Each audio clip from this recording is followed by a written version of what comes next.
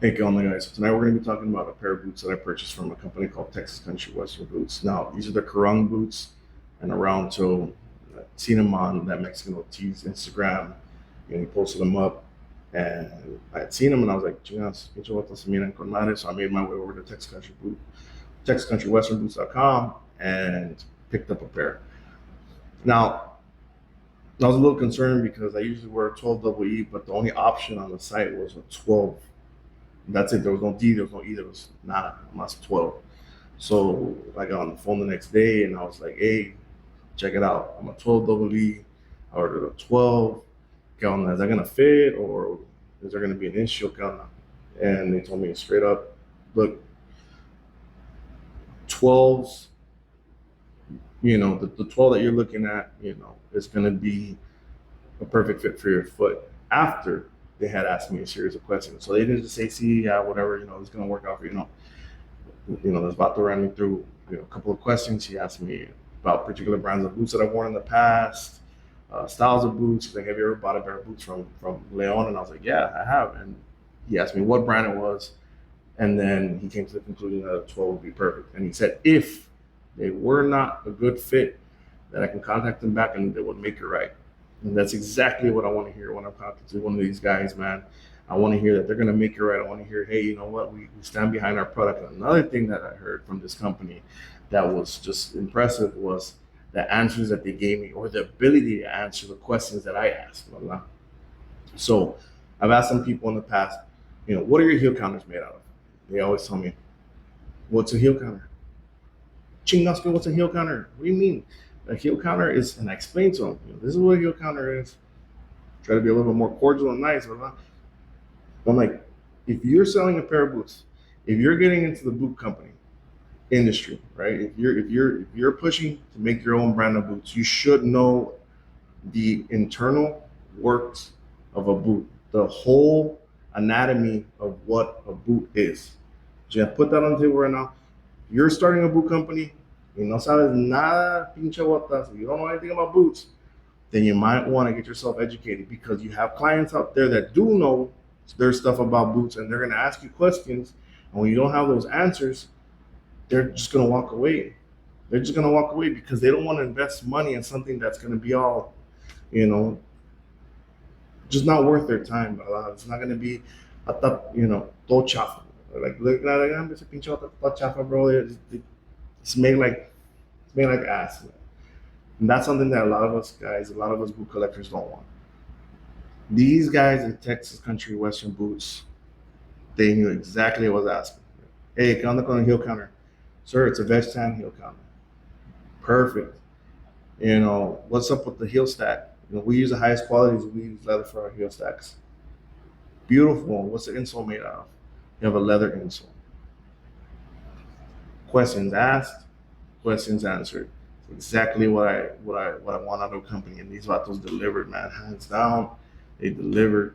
When it came down to customer service, they deliver. When it comes down to quality, they deliver. When it comes down to value, you know, you get your money's worth when you buy a pair of boots from these guys. I can speak from experience on these boots in particular that they're 100% quality. So moving on to the boot, you do have a leather outsole, you have a leather heel stack. On this boot, you do have lemon wood pegs and brass nails. You can see the nails here on the heel cap. I mean, and I've worn these boots already, and you still see, man, you got a beautiful outsole right here. This is a single stitch, on that round toe. Some companies call this a roper toe. And the other thing I like about this boot, I'm not gonna say the one thing because I like a lot of things about this boot, is the heel stack. But I have a flat foot, so if I wear a very high heel stack, you know, by the end of the day, my dogs are barking. And like I said, I have a wide foot, and this is an extremely comfortable boot. I was wearing these things for hours, and I have zero complaints. These things were actually more comfortable than some of my tennis shoes. I'm just gonna say that right now. Um, so I was extremely impressed. I know I say extreme a lot, but I was extremely impressed because the amount of time that I was wearing these boots, my feet should have been aching. I know I've talked about boot comfort in the past, and Anderson Bean is definitely one of those companies that delivers comfort when it comes down to their boots. Chisos is another company, but you have a lot of boot companies that you put the boots on and it's like, man, it's gonna be a rough day. And I didn't have that at all with this pair of boots. Now, moving on to the shaft of this boot, this is what these guys call, un tubo artesanal, right? So over there in Mexico, they call the shaft of the boot un tubo, right? Which means a tube, and artesanal means artisanal, and it is very much that. The leather that they use on this thing, man, I can't even get a very good picture of what the leather looks like on this phone or on this camera, um, because it just doesn't do it any justice, man. The leather's it's a beautiful leather. You have cording, you have stitching. I mean, you have it all on this boot, man. You have some overlay Karung skin on the pull tabs, and you do have a little Texas insignia right there on the pull tab on the outside. Now that's Texas Country Western Boots logo, and it's just the small little details that do it for me for a boot. And these guys, they don't overlook anything. The quality controls there, and the the stitching on that too is it's really nice to look at. I like to display my boots in my closet. I like to have them, in the boxes because I like to look at my boots. And when I'm walking inside and and I've seen these pair of boots, in my closet every time I walk in there, I just look at them, man, for a second because they just look really nice. They look really nice. Now, moving to the inside of the boot, it is leather lined. It's very smooth leather, and you do have that leather insole. And again, very comfortable leather insole. Yeah. And when it comes down to, like I said, I have flat foot. When it comes down to where it tapers off here in the middle, right, where your arch area is at, it's not extremely narrow. You do have some room, and that just makes for a very comfortable fitting boot. Now, would I be afraid to run these things to the ringer and work in them? Absolutely not. I've heard that Karung is an extremely durable snake skin to have as a piece of footwear, right? And I think it looks really nice, man. Like I said, kind of looks like a pythonish kind of skin, but it's one of those skins that you look at when you're a collector of boots, and you know that that's a Karung skin. The way that the scales lay, it's unlike a python, where it's rather some cuts of python where the scales start to curl up. You don't have to worry about snagging a scale on anything. Now, would I be worried about getting these things wet? Absolutely not. I mean, they are a water snake. And one other thing I would like to say is I'd like to end off with on that note, right?